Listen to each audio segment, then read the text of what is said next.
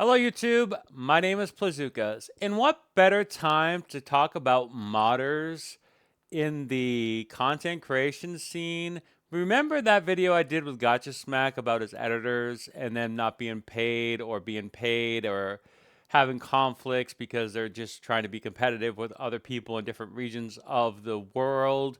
How we're dealing with tariffs right now, how it's cheaper to have things in China than it is to produce them in America, how America doesn't have the infrastructure to even handle, even if we wanted to change manufacturing in the United States. And wouldn't you know that a conversation that Tectone was having with Santontos, and don't worry, I'm going to do a whole breakout video between Santontos and Tectone and this whole drama, this whole circle jerk that's been happening over there in the Gacha community. But let's just focus on mods. And I want you to hear what they have to say about the mods in this community. I want to show you how millionaires, and this is not abnormal. Again, we're living in unprecedented times in the world today, and when people can take advantage of a situation, they will, and they will absolutely, positively deny culpability because of this wishy-washy stance on how they actually mod someone and how much power. Let me be very clear: how much power a mod can have in a community with an influential content creator. If someone knows that someone is a mod and they know they can get leverage over that content creator or potentially get their voice heard or not silenced, or maybe in the Discord because they're maybe a mod over there as well, that there's some way in, or the mod uses that to try to like leverage another person that's maybe younger or influential. And just watch. You're gonna have to listen for a little bit. I'm gonna play about 3 minutes of this. You're gonna see the nuanced conversations about mods and how lackadaisical they are. And just remember, Tectone is a millionaire who could afford to pay some of these people at least some wages, could do background checks, could have some actual accountability, but they choose not to because technically speaking, they don't want to deal with the legality of it. And you know what that means? It's okay in their community to have pedophiles because their excuse is, once I find out about it, then I'll take care of it, no matter who they victimize in the meantime. Here we go. Is that we obviously had like that whole Gateo incident that I know you were like very very privy and a part of, That was and insane. she actively went into Gateo's like chat and stuff, right? And then was trying to bring like incriminating clips or like incriminating messages from like one of like my former mods, which obviously, right? I'm not gonna like I don't think anybody has the responsibility as a streamer to like vet their mods' behavior in like It's private very discords. difficult. So back in 2022, I've talked about this publicly before. I had about 70 mods, Hmm. and I found one of them was actually talking to minors. They were an Mm. 18-year-old talking to a 16-year-old over the internet, and Hmm. things got pretty weird. So I removed them immediately and excommunicated them immediately.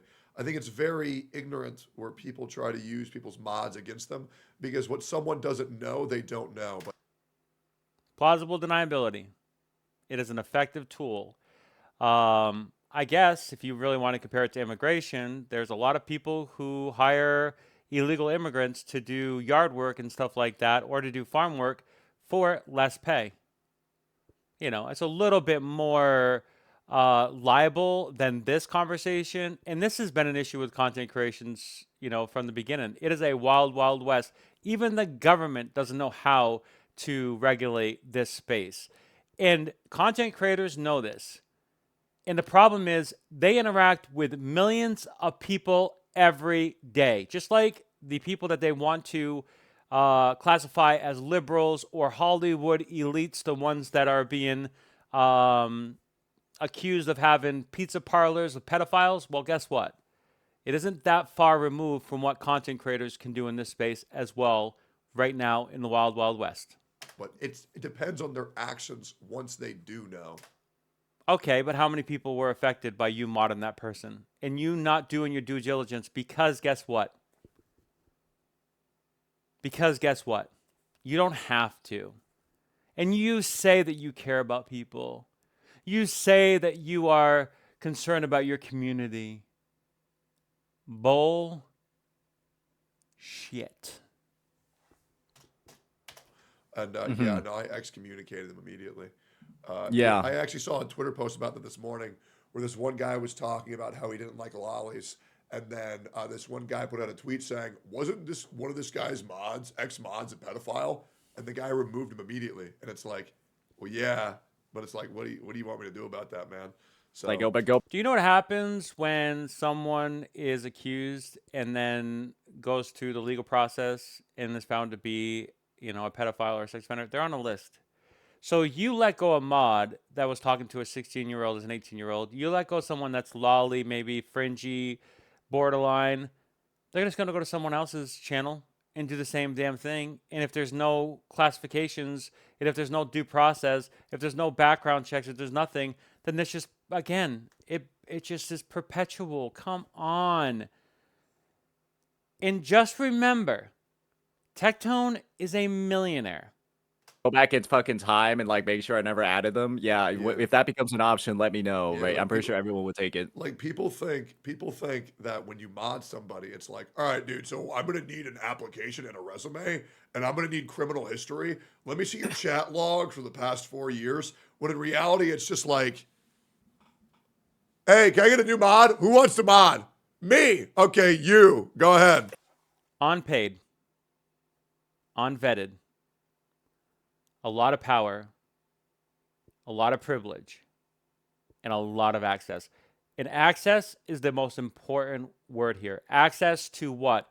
A community that is influential. If you have a content creator who can say anything, and its community will basically play along like Tectones does, that means that the mods in that community have a lot of power as well.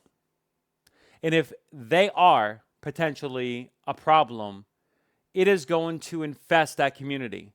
And the only thing that Tectone has to say for someone that's a victim, well, I mean, I didn't know. And when I did know, I took action. When a background check logs, ask some questions, do some interviews. But now, why? Fuck it. It's the internet. Victims abuse happens all the time. Why do I have to do my due diligence? Why do I have to be the guy that's responsible? I don't know. Because you're fucking the platform holder. But then again, I'm giving Tectone way too much credit. And just remember, he's a millionaire. And we expect these millionaires, trickle down economics, baby, to provide us, peasants with a living income for doing a job like modding. Nope, they don't get paid for shit. Editors, they don't get paid for shit. And guess who does? Executives, people at the top end, including content creators. My name is Plazookas. If you like this content, like, subscribe. We'll see you in the next one. Thanks for watching. Bye for now.